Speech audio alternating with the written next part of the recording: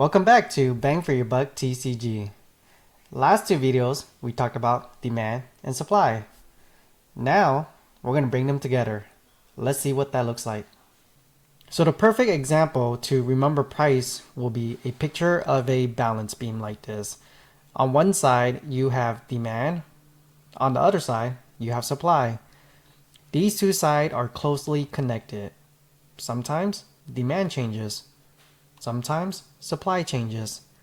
And a lot of times, both are changing at the same time. That's why two items that look very similar can end up with very different prices. So let's take a look at a few examples. The first one we'll talk about is this one. This is actually a perfect example. This is a Journey Together booster box. Now, they're both the same product SKU and they're both from the same set. The difference between the left side and the right side is that the right side right here is actually the enhanced version, meaning that this actually contains an extra promo in here. Now let's kind of look at the price. The one to your left is around $300. The ones to your right is $265.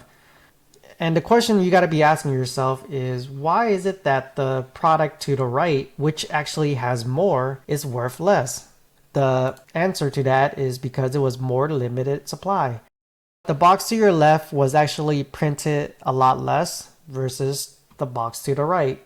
So because it was printed less, it influenced the price a little bit more. This is just an example to kind of let you see how supply can influence the price. This is a little crazy to think about because to me it's kind of like going to a car dealership and you're trying to buy a new car, and they're essentially telling you that you could get the fully equipped models with all the features. Because it was produced more, they're going to charge you less versus the base model, which is produced less. That would be nice if it worked that way, right? Another example will be Prismatic Evolutions. Prismatic Evolutions, when you look at these two boxes, you have the box to your left, which is a ETB, Elite Trainer box, and you have the regular one to your right. Now, when you look at the price, you can see that the one to your left, which is the Dollar General exclusive, is about $200 per box. And then the one to the right is about $170. Now you're asking yourself, why is there such a big price discrepancy? And the answer to that is because this one has an exclusive stamp from Dollar General. So this one came out exclusively only at Dollar General store. This was definitely printed a lot less versus the regular ETB. You can see that the amount sold was only about 140 over here versus 10,000. So this is another example on seeing the same product, but because of the different supply story, that how it influenced the price.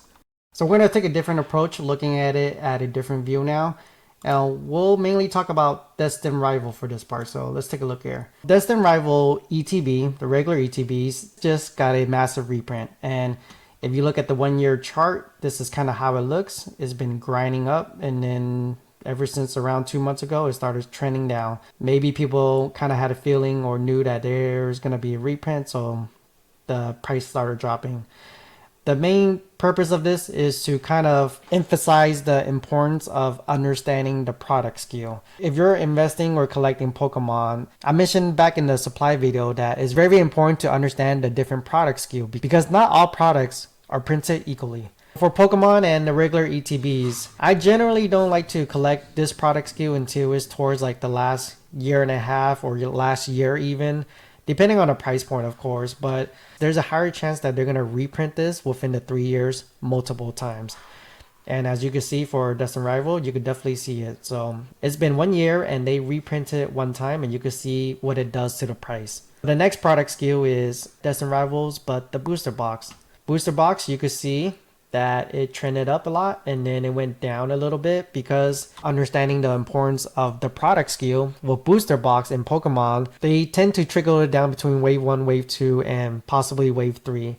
After wave 3, they kind of stop producing it as much. In the future, like I mentioned, it might change, but for the past year and a half, it seems like that's the trend, right? Well, booster boxes, wave 1, 2, and possibly 3, and then you don't see it no more. That's why you kind of see how the price is affecting this. Now, you might be thinking from the outside, you're like, hey, if Destined Rival ETB has a reprint, it dropped the price almost 50%. How come it didn't affect any of the booster box price?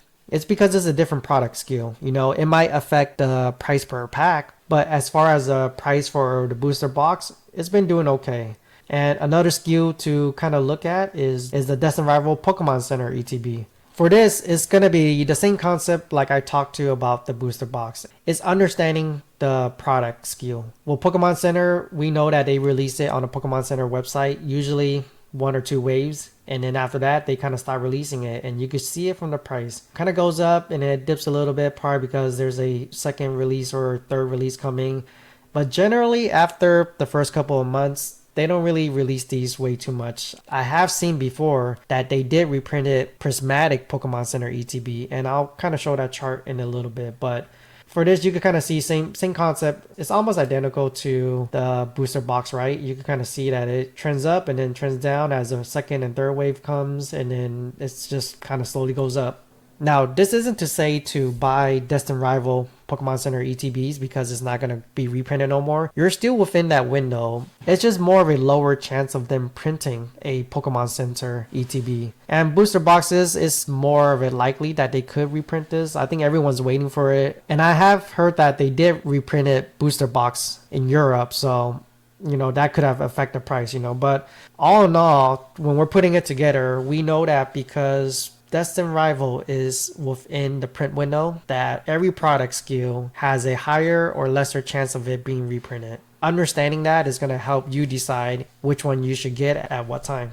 So the whole purpose of this part of the video is to explain that every item has their own supply and demand side to it. Understanding all of that is going to help you determine which one you should buy or not buy depending on the time frame and the price.